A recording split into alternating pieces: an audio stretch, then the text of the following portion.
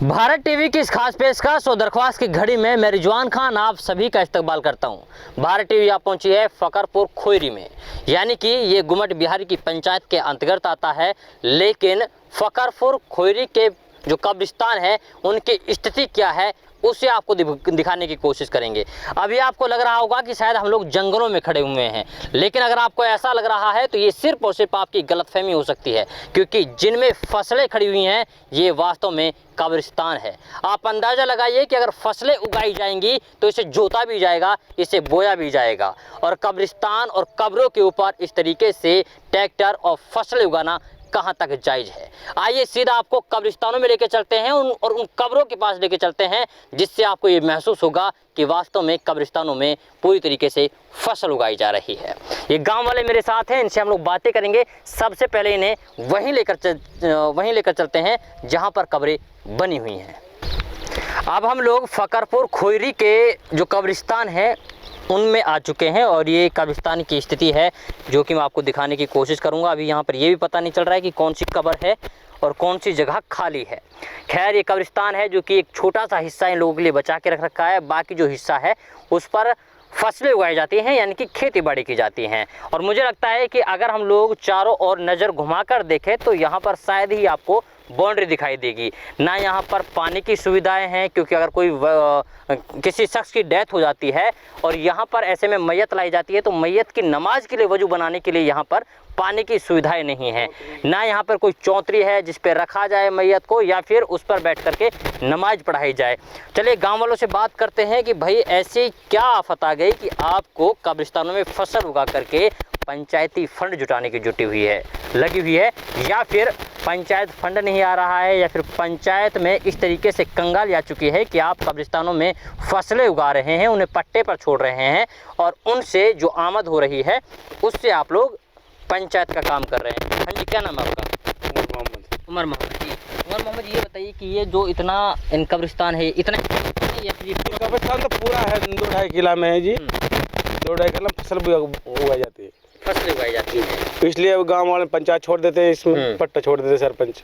तो उससे पैसा मिलता है तो उससे बनाते हैं, करते हैं, ऐसा करते हैं जी। हाँ, पेड़ पौधे आए थे, उसको भी कोई नहीं लगाते इसमें पेड़ पौधे भी। चलिए, फसल तो यहाँ पर उग रही है, अगर किसी की डेथ हो जाती है, किसी मैयत को अगर आप लेकर आते हैं तो कहाँ के लेकर आते हैं? तो ऐसे रोड लेकर आते हैं, वहाँ पे रोड पे जनाजा पढ़ा रहे हैं। अच्छा, ऐसा होता है, जब सुविधा नहीं तो क्या करें? नहीं, इसके अलावा कोई और भी रास्ता है क्या? और कोई रास्ता नहीं है, सीधा यही रास्ता है। जंगलों में जैसे हम हाँ, आए हैं ऐसे ही आते हैं जी, घुस के आना पड़ेगा, मैयत को भी ऐसे लेकर आएंगे। प्रशासन की सुविधाएं, बाउंड्री होनी चाहिए, बाउंड्री होनी चाहिए और चौतरी भी होनी चाहिए, चौतरी बननी चाहिए, पानी भी होना चाहिए, पानी लाइट भी होनी चाहिए। अच्छा, ये बताइए कि जैसे बहुत सारे लोग हैं जिनको पता लगा कि किसी की डेथ हो गई, डेथ कब्रिस्तान में पहुँच दौड़ आया, तो उसके बाद मतलब वजू कहाँ बनाएगा वो? घर बना यहाँ काम बना, घर पे बनाना पड़ता है। हाँ। यहाँ पे नहीं है, यहाँ पे ना कोई सुविधा कुछ भी ना है। क्या करते हैं आप? वैसे खेती बाड़ी करते हैं, खेती बाड़ी करते हैं।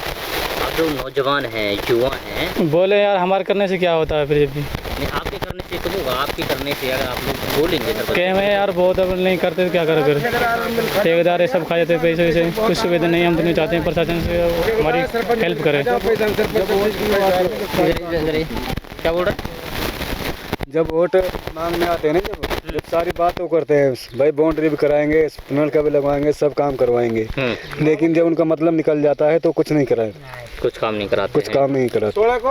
ये तो बड़ी दुविधा है कि आप उसको मैयत को ऐसे लेकर आएंगे जैसे हम लोग निकल कर आ रहे हैं। हाँ, ऐसे निकल कर आते हैं, बच के नहीं। हाँ जी, ज़्यादा परेशानी होती है, ज़्यादा परेशानी, बहुत परेशानी। तो कोई नहीं, पानी की सुविधा है नहीं, चौधरी की सुविधा कहाँ जनाजा निवाज पढ़ाए हैं, कहाँ उसको नहीं, किसी की सुविधा नहीं है। हम तो नहीं चाहते हैं हमारी कोई प्रशासन से पेड़ पौधों के लिए पैसा है, पैसे नहीं, सब खा जाते हैं।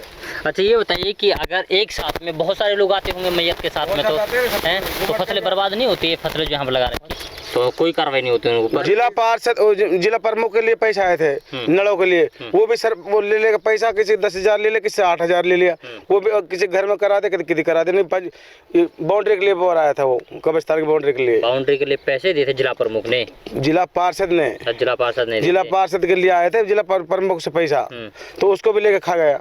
अच्छा, सरपंच खा गए, ठेकेदार मिलकर खा गए, जिला पार्षद खाया, जिला प्रमुख से लेके नहीं। जिला पार्षद खा गया। हाँ तो कैसे सुधार हो सकता है इसमें? तो इसमें तो सरपंच करवा सका, कहाँ करे, प्रशासन करवा सकता है। प्रशासन करवा जो करवाए। हम दोनों अब आप लोग क्या चाहते हैं? भाई हम तो इंसाफ चाहो, हमारी सुविधा हो जाए, बाउंड्री हो जाए, हम नल लग जाए और पानी वानी बिजली हो जाए, बिजली हो जाए।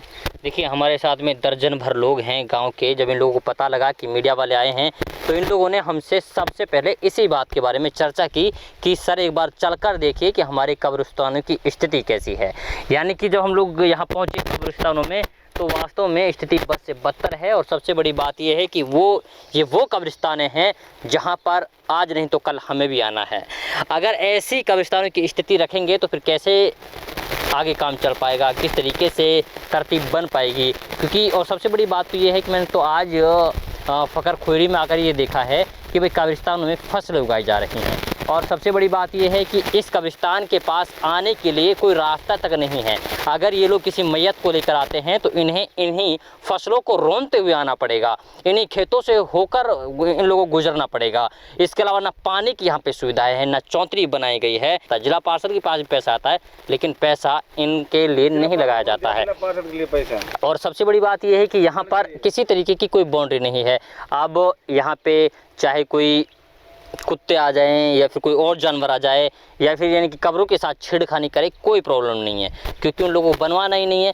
लेकिन हमारी जिला प्रशासन से सिर्फ और सिर्फ एक ही मांग है कि इस तरीके से जो कब्रिस्तानों की दुर्दशा लगातार होती जा रही है, कम से कम इन पर लगाम लगानी चाहिए। अरे आप विकास नहीं करा सकते तो कम से कम कब्रिस्तानों की सुविधा के लिए अच्छी देखरेख तो करवा सकते हैं, क्योंकि कब्रिस्तान पूरा समाज का होता है, पूरे गाँव वालों का होता है। लेकिन अब देखना ये होगा कि क्या वास्तव में इन कब्रिस्तानों की देखरेख हो पाएगी, इनकी सुविधाएं बन पाएंगी या नहीं बन पाएंगी, ये वक्त बताएगा। और वक्त के लिए आपको थोड़ा इंतजार करना पड़ेगा। तब तक के लिए आप बने रहिए सिर्फ और सिर्फ भारत टीवी के साथ। वीडियो जर्नलिस्ट मुस्तफीद के साथ मैं रिजवान खान, भारत टीवी, फ़कर खोरी, मेवात।